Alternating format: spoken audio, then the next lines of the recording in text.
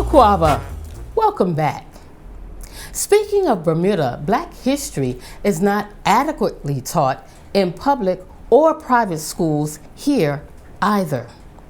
Like elsewhere, the results have had a devastating impact in terms of human relations on our multicultural, very diverse island, as well as the loss of human potential of Black children who don't know who they are.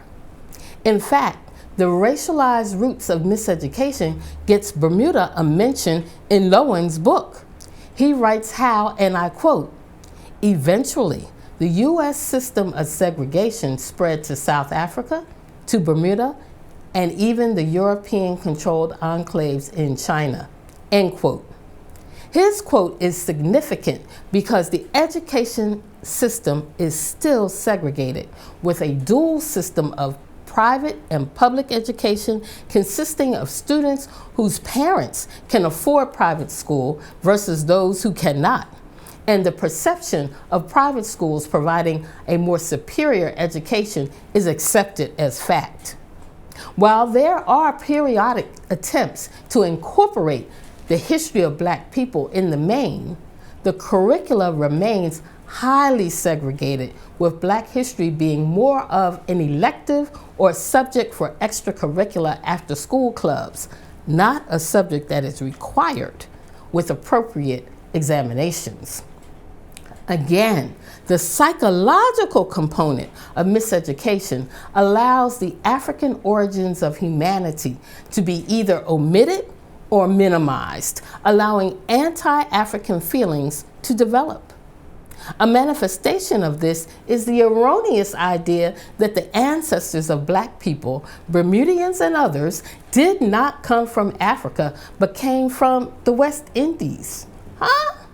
Since the tragic episode of enslavement is not adequately or completely taught, many do not realize that the people who were brought to Bermuda, Jamaica, Barbados, and throughout the Caribbean were Africans from the continent who were first taken to the West Indies, specifically St. Kitts, considered the mother of the Caribbean. They were taken there to be broken and slave-ready. Let me emphasize again the fact that no matter where Black people happen to have landed during the Ma'afa, we were literally a boat stop from being Bermudian, Jamaican, Barbadian, Bahamian, etc. We are connected regardless to where our ancestors were dropped off. To paraphrase Dr. Kwame Nkrumah, we are one people, no matter where we happen to have been born. This is where nationality does not serve us, as it perpetuates a separation that is to our detriment, stifling progress that could be accelerated with mutual cooperation towards shared goals. We are connected. Miseducation negatively affects the psyches and relationships of both Blacks and whites. It can really be categorized as psychological warfare. Generally speaking, too many people know very little accurate knowledge or have incomplete information about the struggle for equality fought by Black people during enslavement and beyond in the African diaspora, including Bermuda, the U.S., Brazil, and even countries in the motherland. It should also be noted that the Black struggle for equality galvanized or benefited other marginalized groups, from women's rights to those physically challenged to the LGBTQ movement of today. We certainly cannot continue to cheat our children of self-knowledge and expect them to love and grow themselves to their full potential. Or to be brutally clear, why would we expect the people who treated us wrong to teach our children right? Nevertheless, the history of African people worldwide continues to be an amazing testament to the fortitude and courage and vision of our courageous ancestors who persevered despite the horrors of violent oppression. The still constant and seemingly unending saga of freeing ourselves from the fetters of racism and white supremacy are exhausting and touches every aspect of human life. I'm talking employment, education, opportunities, criminal justice, housing, health care, minding one's own business, or just trying to be. To quote T. Thomas Fortune, we have undertaken no child's play. We have undertaken a serious work which will tax and exhaust the best intelligence and energy of the race for the next century. Indeed. So, what must we do now? What actions must we organize ourselves to do on behalf of our own wholeness? Let me share the thoughts of a couple of our esteemed freedom fighters. The work of today was aptly captured by Burkina Faso freedom fighter Thomas Sankara when he said, and I quote, "We have to work at decolonizing our mentality and achieving happiness within the limits of sacrifice we should be willing to make. We have to recondition our people to accept themselves as they are, to not be ashamed of their real situation, to be satisfied with it, to glory in it even," end quote. Or, to quote Pan-African visionary, the Honorable Marcus Garvey, "We are going to emancipate ourselves from mental slavery, because whilst others might free the body, none but ourselves can free the mind." Finally, Dr. Martin Luther King wrote, and I quote, "To overcome this terrible feeling of being less than human, the Negro must assert for all to hear and see a majestic sense of his worth. This sense of somebodyness means the refusal to be ashamed of being black. Our children must be taught to stand tall with their heads proudly lifted," end quote. So how do we teach not only our children and grandchildren, but ourselves a majestic sense of worth so that we all stand tall with our heads proudly lifted? Well, the Ashe program is an independent cultural education program that is designed to achieve the ends described by Sankara, Garvey, and King. It also addresses the challenges I outlined in the last segment, having been developed as a Pan-African, African-centered, holistic endeavor. Ashe is designed to provide the type of education we desperately need, and to avoid what Dr. Hilliard rightfully called a dreadfully wrong education socialization process that leaves us ignorant of our history and apes of our oppressors and creatures of habitual shallow thought and trivial values. The struggle to teach Bermudians the history mirrors the struggle throughout the diaspora.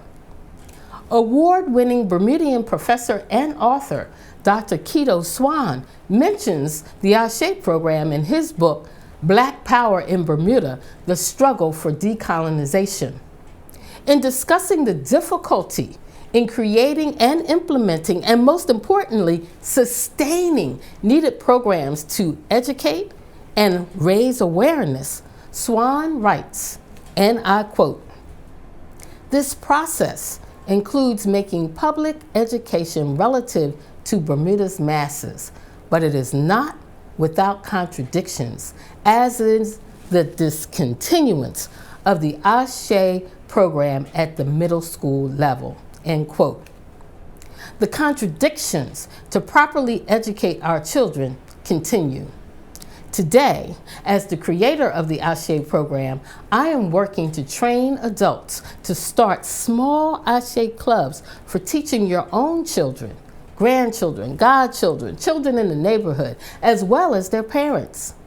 Today, Ashe clubs are operating in Bermuda, Philadelphia, and Kumasi, Ghana, with trained, seasoned educators who are initiating Ashe clubs in Charlotte, North Carolina, and the island of St. Martin. So, what about you? Will you consider being an Ashe facilitator or lend your resources to continue this endeavor that I call the inside work for the next level of outside change? It is a noble work that can only be done by us. But as is customary, let me leave you with my poetic thoughts of the inside work of the next level of outside change. What should Black people do for the inside work for the next level of outside change? What exactly is the inside work? It is the work of self-reflection necessary for healing and growth. It is looking inside oneself, honestly assessing what you see and know to be true about yourself. The inside work is not necessarily pretty. We can discover some not so pleasant truths, subconsciously wanting to walk away in denial. But gentle self-confrontation is the only way to heal long festering wounds, childhood hurts, minimize shortcomings, and maximize strengths. It takes courage to dig deep in your own psyche, unearthing the pain of the past, your own or histories, and decide to change the person in the mirror, to grow her, nurture him, forgive her, or raise him up for greatness. Doing our collective inside work will change our world, our children and young people yearning for change, our communities that have disintegrated under the yoke of racism, and the larger world quietly demanding respect because of our own transformation, returning us to the greatness that was always there, waiting to be rediscovered by us for us. It is our inside work that will indeed yield the next level of outside change. Changing how we think, how we act, how we treat each other, and how we move in the world, understanding the power of our actions, resources, used collectively, purposefully, powerfully. Doing the inside work can only be done by us. Know this, think about it, and be about it. Hotep. I am Mwalimu Melody Mishere Van Putten, and I am dropping the knowledge. Ashe. Truth, justice, righteousness, harmony, balance, order, reciprocity. Truth, justice, righteousness, harmony, balance, order, reciprocity. Truth, justice, righteousness, harmony, balance, order, reciprocity. Truth, justice, righteousness, harmony, balance, order, reciprocity. Justice, righteousness, harmony, balance, order, reciprocity. Truth, justice, righteousness, harmony, balance, order, reciprocity.